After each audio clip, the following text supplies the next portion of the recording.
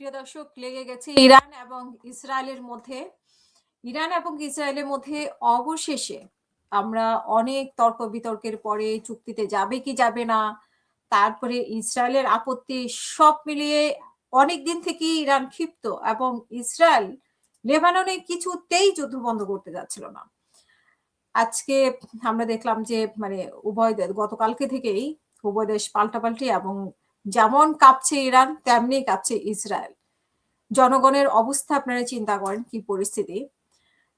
তবে যুদ্ধবিরতির জন্য বা যুদ্ধ থামানোর জন্য ডোনাল্ড ট্রাম্প তাদেরকে অনুরোধ করছে। যার নেতৃত্বে বলা হয় যে নেতানিয়াহুর অনুরোধে ডোনাল্ড ট্রাম্পের নেতৃত্বেই কিন্তু আসলে এই যে ইরান এবং ইসরায়েল যুক্তরাষ্ট্রের যুদ্ধ শুরু হয়েছিল। কিন্তু অনেক চেষ্টা করছে যে একটা সমঝোতায় আসার। ট্রাম্প অনেক হুমকি ধুমকি দিয়েছে, অনেক চেষ্টা করেছে।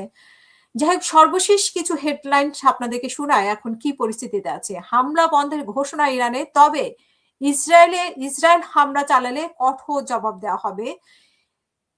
ইয়েমেনের হুতি গোষ্ঠীর হুঁশিয়ারি, লোহিত সাগরে ইসরায়েলের জাহাজ চলাচল বন্ধের ঘোষণা।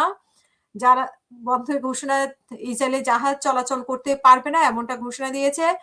ইসরায়েল ও ইরানের যুদ্ধ পাল্টাপাল্টি হামলা বন্ধ করতে হবে, এটা ট্রাম্প বলেছে। তেহরানের আকাশে মার্কিং জায়নবাদী শত্রুর ড্রোন ধ্বংসের দাবি ইরানের। তারপর হচ্ছে বদলা নিয়েছে ইরান, ইসরায়েলের পেট্রোকেমিক্যাল কারখানায় হামলা। আইআরজিসি ইসরায়েল হামলার কারণ জানালো আইআরজিসি, যে যেহেতু লেবানের উপর হামলা বন্ধ করছে না, এরকমই আইআরজিসি জানিয়েছে এবং তীব্র হামলা চালিয়ে যাচ্ছিল। তো পাল্টাপাল্টি হামলা অবশ্যম্ভাবী হয়ে গেছে এবং আমরা দেখেছি যে সৌদি আরবে হামলা করা হয়েছে এবং বলা হচ্ছে যে ইরানের উপর দোষ চাপানো হচ্ছে, কিন্তু ইরান বলছে যে তারা এটি হামলা করেনি, এটা ইসরায়েল হামলা করে, বিশেষজ্ঞদের মতে যে ইসরায়েল হামলা করে তাদের উপর দোষ চাপানোর চেষ্টা করছে। ইসরায়েলি সংবেদনশীল লক্ষ্যবস্তু নিশানা করে হামলা চালানোর কথা জানালো হুতিরা। ইসরায়েলি সংবেদনশীল লক্ষ্যবস্তু, অনেকগুলো লক্ষ্যবস্তু ঠিক করা হয়েছে। ইরানও অনেকগুলো লক্ষ্যবস্তু ঠিক করেছে এবং হুতিরাও ঠিক করেছে। সো সেগুলোতে লক্ষ্যবস্তু ঠিক করে সেগুলোর উপর আক্রমণ চালাবে এমনটাই আমরা শুনতে পাচ্ছি। এবং ইরানের সঙ্গে ইসরায়েলের পাল্টাপাল্টা হামলা কতদিন চলতে পারে সেটা নিয়েও গবেষণা করছে বিশেষজ্ঞরা। বিকজ কেউ কাউকে ছেড়ে দেওয়ার বিষয়, এখানে কোনো দেশ কাউকে ছেড়ে দিতে চাইবে না, বিশেষ করে ইরান এবং ইসরায়েলের মধ্যে। ডোনাল্ড ট্রাম্প এখানে আসলে মধ্যস্থতা করে কতটুকু কি করতে পারবে সেটা নিয়েও সন্দেহ আছে।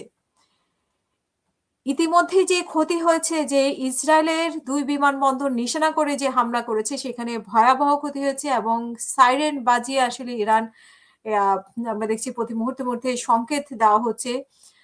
তারপরে সৌদি বিমান ঘাঁটিতে বিস্ফোরণে জড়িত নয় ইরান, এমনটাই দাবি করছে, যদিও ইরানের উপরে দায়িত্ব দেওয়া হচ্ছে, এটা আমি আগেই বলেছি। তারপরে ইরানে হামলা পরিচালনা ও তদারকি করছে ইসরায়েলি সেনা প্রধান সহ ঊর্ধ্বতন কর্মকর্তারা। ইতিমধ্যেই আমরা শুনেছি যে তাদের যেই সেনাবাহিনী বিশ্রামে ছিল তাদেরকেও, সেনা সদস্যরা বিশ্রামে ছিল তাদেরকেও এখন বের করে আনা হচ্ছে আস্তে আস্তে।